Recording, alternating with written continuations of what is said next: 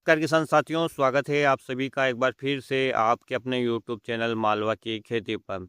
अच्छा किसान भाइयों, सच-सच एक बात बताइए, जब आप बाज़ार में सोयाबीन का बीज खरीदने जाते हैं, तो दुकान वाले भैया आपको नाम बताते हैं जैसे JS 2034, JS 20 116, NRC 138, RVS 24, KDS 726 या अन्य नाम से आपको वैरायटियों के नाम बताते हैं कि ये हमारे पास उपलब्ध हैं। क्यों? सिर चकरा जाता है ना कि आप सोचते हैं कि कौन से लें, कौन से नहीं लें। ये कोई सोयाबीन का नाम है या किसी पुरानी कार का चेसिस नंबर है। कैसे हमें पता चलेगा कि हमें कौन-सी वैरायटी का सिलेक्शन करना चाहिए? ऐसा लगता है जैसे वैज्ञानिकों ने अपनी गाड़ी का नंबर ही सोयाबीन को दे दिया हो। लेकिन ठहरिए, ये कोई मामूली नंबर नहीं है। ये सोयाबीन की कुंडली है, या यूँ समझिए कि ये सोयाबीन का बायोडाटा है। अगर आपने इन अक्षरों और नंबरों का कोड वर्ड डिकोड कर लिया, यानी इसका रहस्य समझ लिया, तो आप सिर्फ नाम देखकर बता देंगे कि ये वैरायटी आपके खेत के लिए वरदान है या नुकसान है। तो चलिए आज के इस वीडियो में सोयाबीन के नामों का पूरा कच्चा चिट्ठा खोलते हैं। सबसे पहले बात करते हैं नाम के आगे लिखे अंग्रेजी के अक्षरों की। किसान भाइयों के ये अक्षर कुछ और नहीं बल्कि उस रिसर्च सेंटर या यूनिवर्सिटी का पता है जहाँ इस वैरायटी को पैदा किया गया है, यानी जहाँ इसका जन्म हुआ है।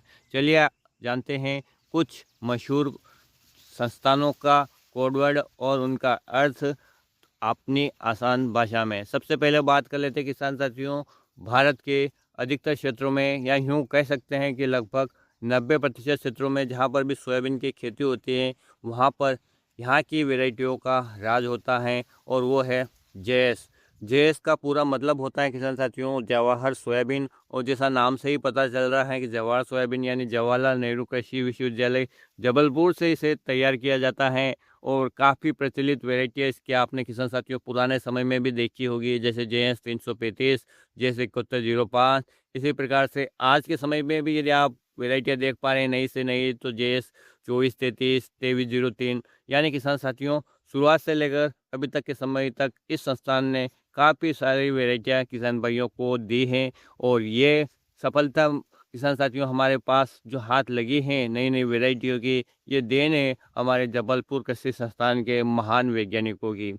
अब बात करते हैं दूसरे कोड की, एनआरसी, जिसका फुल फॉर्म होता है national research centre for soybean, और ये स्थित है किसान साथियों इंदौर में। और यहाँ पर भी आपको अनेक वैरायटियाँ शुरुआत से ही मिल रही हैं किसान साथियों। एनआरसी 7 हम पहले के संबंध में सुनते थे, काफ़ी बोल्ड दाने इसके होते थे। यदि अब के समय की बात करें किसान साथियों, अब कौन सी ज़्यादा प्रचलित वैरायटियाँ हैं इस संस्थान की, तो एनआरसी 142, 150, 121, 138, 192, इस प्रकार से काफ़ी ज़्यादा वैरायटियाँ इसकी भी फेमस हो रही हैं।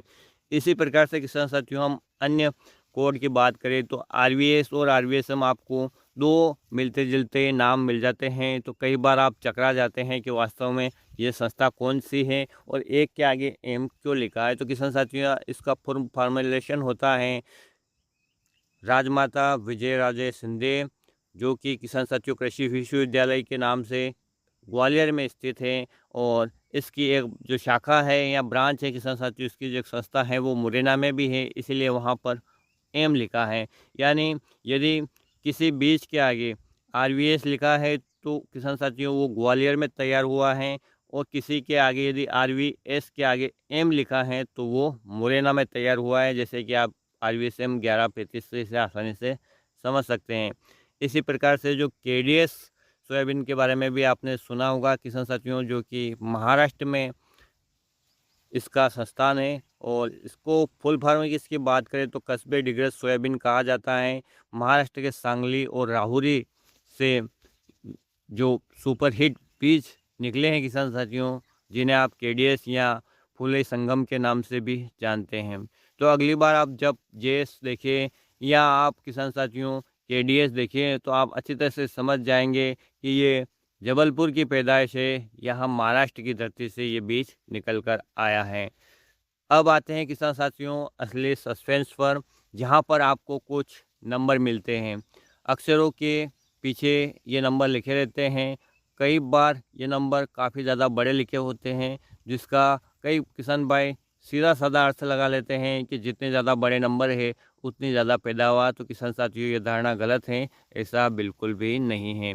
इन नंबरों के पीछे भी दो कहानियाँ छुपी होती हैं, जिनमें किसान साथियों, जैसे कि मैं उदाहरण के द्वारा आपको समझाऊं, जैसे जबलपुर की वैरायटी हम JS 9560 ले लेते हैं। किसान साथियों, JS 2034 भी इसी प्रकार की वैरायटी है। अब इनके नंबर का रहस्य समझते हैं। 9560 को हम यदि लेते हैं तो 95 एक योजक चिन्ह है और फिर 60 नंबर लिखा है। तो क्या इसका कुछ रहस्य है या कोई ऐसा वैसा ही नंबर दे दिया गया? किसान साथियों, इसका एक बहुत बड़ा रहस्य है। JS 9560 सोयाबीन में जो 95 नंबर दिया गया है, ये दिया गया है इस वर्ष को जब इस वैरायटी पर रिसर्च शुरू हुआ था। किसान साथियों, यानी कि 1995 में इस वैरायटी पर कृषि वैज्ञानिकों ने काम करना शुरू कर दिया था इस वैरायटी को तैयार करने में। उसके बाद किसान साथियों, एक योजक चिन्ह आता है और फिर नंबर लिखा है 60। तो किसान साथियों, जब कृषि वैज्ञानिक इस प्रकार से बीजों को क्रसिंग करके तैयार करते हैं नई वैरायटियों को, तो एक बार में तो बीज तैयार हो नहीं जाता। कई सारे पौधे निकलते हैं, कई सारे पंक्ति या कतार लगाते हैं, और जब इन पौधों पर फिर से प्रैक्टिकल किया जाता है तो किसान साथियों, इनको भूले नहीं, इसलिए इनको एक नंबर दिया जाता है ताकि किसान साथियों, हम छांट फूट कर कृषि वैज्ञानिक उन पौधों को निकाल सके। तो किसान साथियों, जो 60वें नंबर का पौधा या पंक्ति या कृषि वैज्ञानिकों की डायरी का नंबर, आप इसे अपनी भाषा में कह सकते हैं, उस पौधे ने, उस पंक्ति ने बहुत अच्छा प्रदर्शन किया और वो वैज्ञानिकों के रिसर्च पे खरी उतरी, तो उन्होंने फाइनल नामकरण इसका JS 9560 कर दिया। किसान साथियों, थोड़ा समझाने में मुझे मुश्किल हो रहा है क्योंकि किसान हूँ तो इतनी अच्छी वैज्ञानिक भाषा आती नहीं है। इसी प्रकार से हम 2034 को भी देखते हैं तो किसान साथियों, ये एक दशक के बीच में कभी भी शुरू हो सकती है, जो 2000 के बाद और 2010 से पहले पहले किसान साथियों इसमें कार्य शुरू हुआ था। और किसान साथियों, 34वीं नंबर की लाइन पौधा पंक्ति, इस हिसाब से आप समझ सकते हैं कि इस प्रकार से इसका नामकरण किया गया है। और आज के वर्तमान समय की यदि हम बात करें किसान साथियों, जो सबसे ज़्यादा प्रचलित वैरायटी जैसे 2303 वैरायटी आपके हाथ लगी है, तो ये किसान साथियों, इसमें जब रिसर्च शुरू हुआ था तो वो हुआ था 2003 में। और किसान साथियों, जो इसकी तीसरी पंक्ति पौधा प्रदर्शन का जो रिसर्च रहा वो सबसे श्रेष्ठ रहा, तो इस प्रकार से इसका नामकरण किया गया है। अब JS की वैरायटियों में तो किसान साथियों आपने समझ लिया है, लेकिन NRC की वैरायटियों में आप देखते हैं तो वहाँ वर्ष का नंबर नहीं लिखा रहता है कि ये किस वर्ष में इसको तैयार किया गया है। वहाँ पर केवल क्रमिक चयन पद्धति अपनाई जाती है, इसलिए वहाँ पर आपको केवल नंबर मिलते हैं जैसे 142, 138, 150। इस प्रकार से इस संस्थान से जो भी बीज निकले हैं उनके आगे कभी भी आपको वर्ष देखने को नहीं मिलेगा। इसी प्रकार से अन्य संस्थानों से भी किसान साथियों, जब बीज निकलते हैं तो उसमें कुछ न कुछ विशेषता आपको देखने को मिलती हैं कि उनके आगे जो नंबर हैं वो कोई फालतू नंबर नहीं है। उस नंबर से किसान साथियों, आप उस सोयाबीन का पूरा बायोडाटा निकाल सकते हैं कि कब इस पर रिसर्च शुरू हुआ और कब किसान साथियों के लिए इसे प्रस्तुत किया गया। तो एक छोटी सी जानकारी है, लेकिन है बहुत काम की। जब भी आप कोई सोयाबीन का बीज लेने जाएं तो किसान साथियों, जो भी नंबर आपको सुझाए गए हैं उससे आप पता लगा सकते हैं कि वास्तव में ये जो सरकारी संस्थाओं द्वारा जो बीज तैयार किए गए हैं इनमें कुछ विशेषताएं होती हैं।